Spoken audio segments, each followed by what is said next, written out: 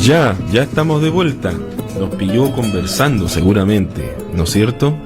Aquí con nuestro amigo Marco Bartisevich, este investigador magallánico que estuvo, como decíamos al comienzo de este programa, muchos años, varias décadas fuera de acá, de su terruño, pero nunca apartado de su terruño, porque siempre estuvo en contacto con Magallanes.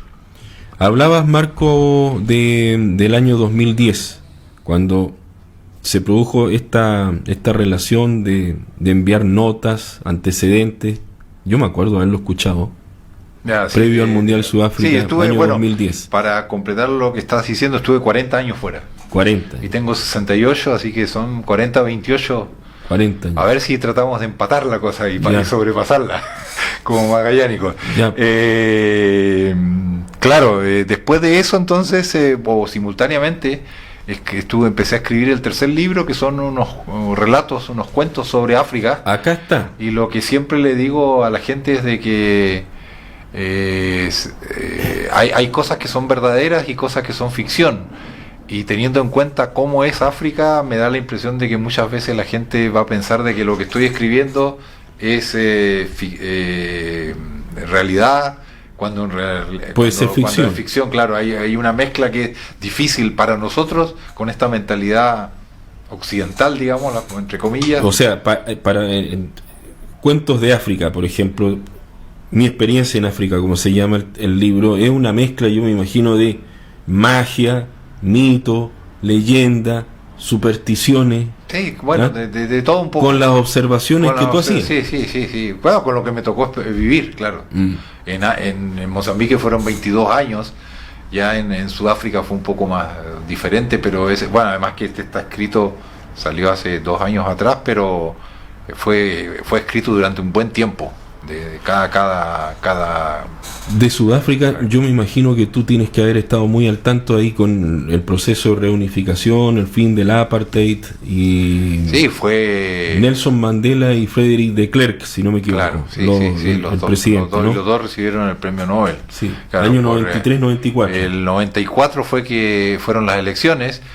Mandela salió en libertad después de 27 años de prisión en el 92 y se preparó el paso para el gobierno negro, y que ha continuado hasta ahora.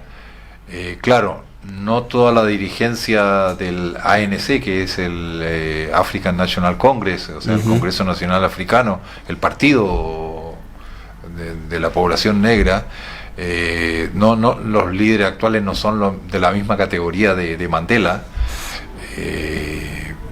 Todo ese grupo de Mandela ya ha fallecido, entonces la situación no es la misma, pero en todo caso es la continuación de esa situación, que fue muy interesante vivir los años 90 tan cerca ahí de eso, cuando cada día había la expectativa de bueno, qué iba a pasar, porque claro, el gobierno de los blancos era omnipresente, omnipotente, y tuvieron que, por la fuerza de la presión internacional, de la misma presión interna de la población, de la conducción de Mandela, la sabia conducción de Mandela, de no dejarse llevar por este triunfo avasallador que tuvo en las urnas, y ir paso a paso construyendo una nueva sociedad que va a costar mucho, porque la verdad es que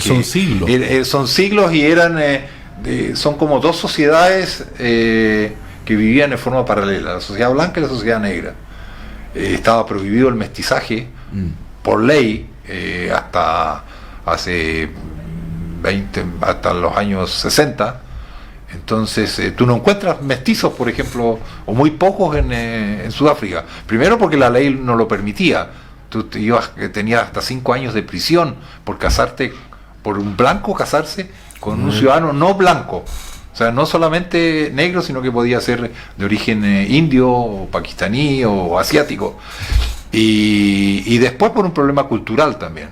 que van en parejo. Pero podemos dejar hasta ahí África, eso podría dar para otra. Y ahora sí, ya, ahora entrar al notas de prensa que además tiene un subtítulo. Sí, bueno, la verdad es que Notas de prensa es el título que me sugirió la editora, la editorial Fremen de Santiago, porque el título inicial con el que yo lo escribí esto es el estrecho, y lo voy a leer porque sí. El estrecho de Magallanes y regiones adyacentes en la prensa estadounidense de 1836 a 1870. Ya. Vamos a tratar de traducir de qué se trata eso. Vamos a tratar de apoyar acá la explicación, sobre todo con la fecha, 1836, 1870. Parte en 1836 porque, bueno, esto lo saqué enteramente a través de las publicaciones de diarios de Estados Unidos que están en la sección que tiene la biblioteca del Congreso de Estados Unidos, que es la biblioteca más grande yo creo que existe en el mundo, y ellos tienen digitalizados todos los diarios que aparecieron en Estados Unidos desde 1700 y tal. Parto en 1836 porque es la primera referencia en esos periódicos sobre la región, el estrecho o alguna cosa. Y termino en 1870 porque no podía seguir por la extensión del libro. El libro tiene 290 páginas. Da seguramente un nuevo volumen. Claro, yo lo tengo, yo creo que si me va bien, si tiene acogida este libro en la opinión pública, iría con el otro, que sería para la década de 1870 a 1880. Bueno, que es interesante este enorme, gigantesco esfuerzo que hace Marco, porque vamos a decir que es el primer tomo, porque yo estoy convencido que va a venir un segundo tomo de este trabajo. Este primer tomo recupera entonces 1836, 1870, y tenemos que situarnos en un contexto, ¿no es cierto?, para explicar qué es lo que pasaba en Magallanes en esa época. 1836, no olvidemos, recién había finalizado o estaba en ese proceso la expedición del Beagle británica, ¿no es cierto? Fitzroy, Darwin. Se pensaba de que los ingleses, los británicos y los franceses querían apersonarse o llegar acá, tener algún espacio dentro de lo que es la Patagonia. El gobierno del presidente Manuel Bulnes en 1842 retoma la idea de Bernardo Higgins de que tenemos que tomar posesión del estrecho de Magallanes, que es lo que ocurre en 1843, y fundamentalmente de esa época hasta el 1870, que es el periodo que cierra este trabajo de investigación de Marco. Está marcada acá en Magallanes por la denominada época de la colonia penal. Fuerte Bulnes, 1843 hasta 1850 inclusive. Luego los primeros pasos del naciente poblado de Punta Arenas, el traslado de Fuerte Bulnes a Punta Arenas, el motín de Cambiaso, 1851. Luego la llegada de lo que se llama este decreto que emitiera el presidente Manuel Montt para que terminen con toda esta violencia que se da ahí en el fin del mundo, entreguémosle el rótulo de territorio de colonización también ahí a la colonia. Entonces fuimos colonia penal, territorio de colonización, precisamente en esa época del 1853 hasta 1870. Por ahí, en esa época, 1870, está llegando el gobernador, uno de los más importantes que tuvo el siglo XIX para Magallanes, Óscar Viel.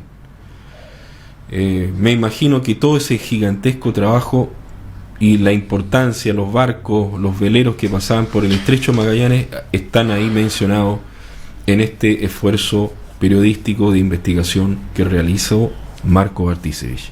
Claro, en total son en este periodo, que es el periodo inicial y el periodo, si lo hacemos por decenios, más pobre en cuanto a información que hay que se publica en Estados Unidos, en este libro hay 138 noticias de diversa índole.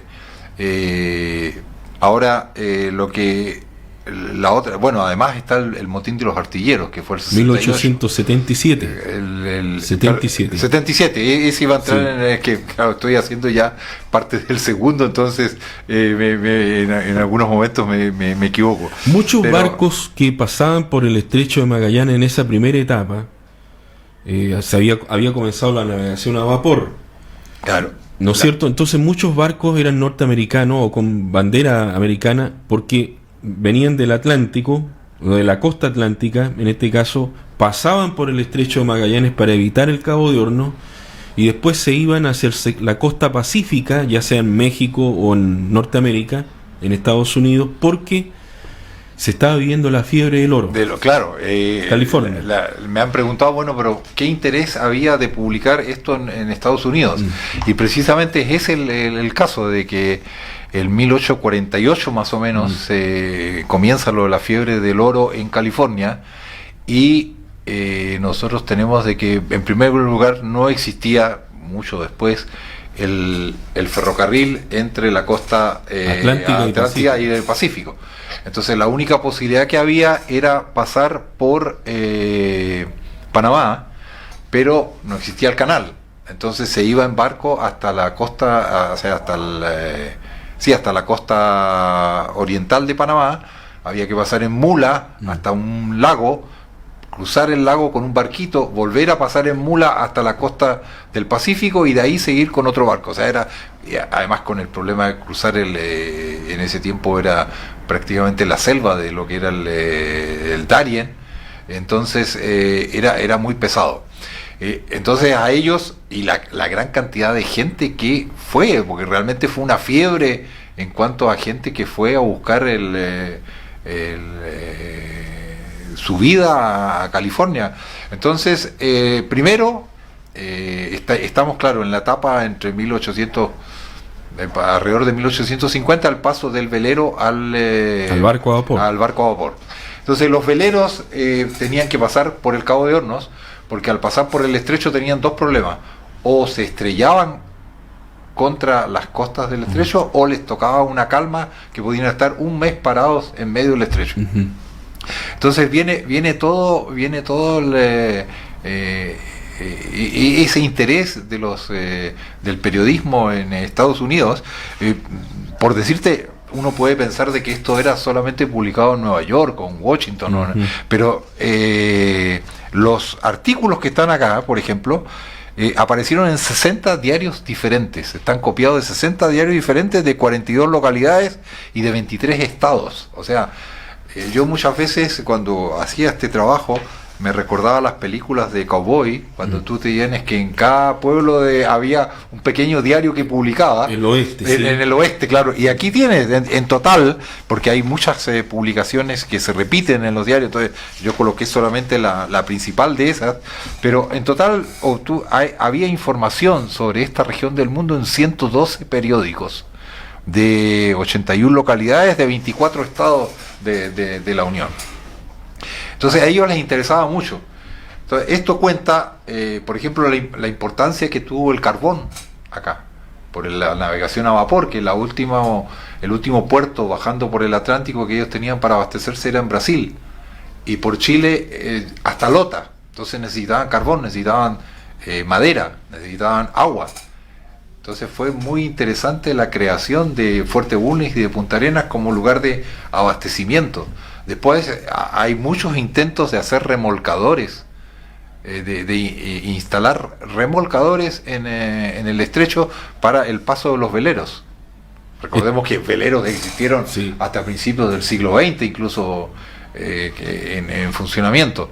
Entonces, todas esas cosas están tratadas en el libro. También coloqué como fue tan importante para la región el Canal de Panamá, todos los intentos que hubo en este periodo y los que van a seguir viendo hasta el 2014, cuando se abre el canal, de abrir el canal o abrir, por ejemplo, en Nicaragua o incluso en ahí donde está en México, donde comienza Yucatán, hay una parte estrecha, pero siempre habían problemas de tipo político o económico que impedían y que nos permitieron seguir siendo el paso obligado. Entonces todo eso está acá. Hay algunas cosas, hay descripciones muy interesantes sobre el estrecho de Magallanes, sobre todo la parte del Pacífico, de los canales. Hay mucha cosa inventada. Hay el tratamiento de los pueblos originarios, yo diría que es terrible. La descripción, el canibalismo que se menciona. O sea, está también las observaciones, está muy presente las observaciones que había hecho Darwin. Claro, ¿no? Uno nota que la gente que escribía... Que había pasado una década antes, más o menos. Claro. Algunos de ellos viajaron, otros escribían las notas en Washington o en California, ¿no es cierto?, en base a lo que les contaban los navegantes. Pero claro, muy influenciados por la información que había dado Darwin y que lo poco que se conocía de la región. Y hay muchas cosas que son... y el siglo XIX marcado por este positivismo lógico, donde la supremacía del hombre blanco, de la civilización... está muy presente. Y que los norteamericanos lo vivían en carne propia. Exactamente, claro, con la expansión hacia el oeste, que fue... del Atlántico al Pacífico. Claro, fue bien parecido a nuestro exterminio de aquí en... muy similar. Muy similar, claro. Porque Texas, Nuevo México, California, todo eso eran tierras de México. De México, claro, ¿no? Y la eliminación del indio allá, de forma sistemática. Lo mismo a lo del Selknam. Utilizaron el ferrocarril. Claro. Sí, hay muchas cosas similares. Ahora, por otro lado también, lo que sirve, me da la impresión de que sirve el libro, es para no mirarnos mucho al ombligo, como se dice vulgarmente, sino que ver cuál es la visión que había desde fuera, sobre el territorio, sobre el sistema de colonización que se empleó en la región. Y por ejemplo, cosas, mencionabas el motín de Cambiaso. Fíjate que a ellos fue un tema muy, muy interesante para ellos, porque en primer lugar se atacan 2 barcos que tenían bandera norteamericana. Y se toman uno de ellos y ellos Florida y el Elisa Cornish. Claro, y ellos tenían miedo de que estos piratas, como lo llamaban, ¿no es cierto?, se vayan hacia el Pacífico y pudiesen llegar incluso hasta la isla de Hawái, que en ese tiempo no era estado de la Unión, pero ya era casi como un protectorado de Estados Unidos, y ahí relatan el miedo que tenían que lleguen estos bandidos. O sea, la importancia de, incluso en esa época, nosotros pensamos la globalización es una cosa de este siglo, pero en otras formas ya la globalización existía hace casi 2 siglos atrás. No, y además que este libro, Marco, da la sensación de que puede abrir una nueva vertiente, un nuevo campo de estudio, porque siempre hablamos de que la época de la colonia penal, de que la tierra de colonización, hasta 1870 en Magallanes o en el Estrecho no pasaba nada, y que las primeras buenas noticias, por decirlo así, las tuvimos cuando comienzan a llegar los emigrantes, fundamentalmente las colonias extranjeras, que venían de Europa, que nos entregaron la cultura, la civilización. Y tú hiciste un trabajo de investigación de la época precedente, anterior, que demuestra de que ya, al menos en Norteamérica, sí había preocupación por el Estrecho de Magallanes. Claro, ahora yo empecé con esto a trabajar en África. Yo llevo ya casi 10 años recopilando esta información, y se podría decir de que lo que está en la prensa estadounidense, que dio para 138 noticias en este periodo, que son 20 años, si yo fuese a la prensa británica, pero me encontraría... Sería a lo mejor 10 veces. 10 veces. La única diferencia es de que esto ha sido gratis, la investigación. Para la prensa británica tengo que pagar, no es mucho, pero tengo que pagar. Tal vez en un tiempo más me dedique a eso, que es un proyecto maravilloso que yo creo que amerita. Porque es poco conocido, ¿no es cierto? Es como tú dices, se investiga mayormente a partir de cierto periodo que es posterior a este, ya a finales del siglo, y fundamentalmente al inicio de la explotación ganadera, prácticamente. Marco, nos quedan algunos segundos. Aprovechemos de invitar a la comunidad, Sí, aprovechemos, porque este libro se presenta el 18. Próximo miércoles 18. Estamos cruzando los dedos para que se puedan. Hasta ahora están prohibidas las manifestaciones de más de 500. No va a haber 500 personas en la presentación. El 18 del próximo miércoles a las 19:30 horas en el segundo piso del Club Croata de Punta Arenas, aquí en Errázuriz 912. Y a ustedes, gracias por acompañarnos en esta mañana, en esta lúdica mañana, junto con nuestro amigo Marco Bartisevich Sapunar. Amigo, gracias por estar junto con nosotros. Gracias a ti por invitarme. Y no se olvide, el día miércoles 18 de marzo a las, reiteremos la hora, 19:30. a las 19:30 horas en el segundo piso, dependencias del Club Croata, se presenta este libro, nuevo libro de Marco Bartisevich, Notas de Prensa, una recopilación imperdible de los principales sucesos ocurridos y rescatados en la prensa norteamericana con respecto al Estrecho de Magallanes en el periodo entre 1836 a 1870, que seguramente, como lo decíamos acá, es el primer tomo. Ya vendrá el segundo tomo, seguramente. Gracias. Gracias.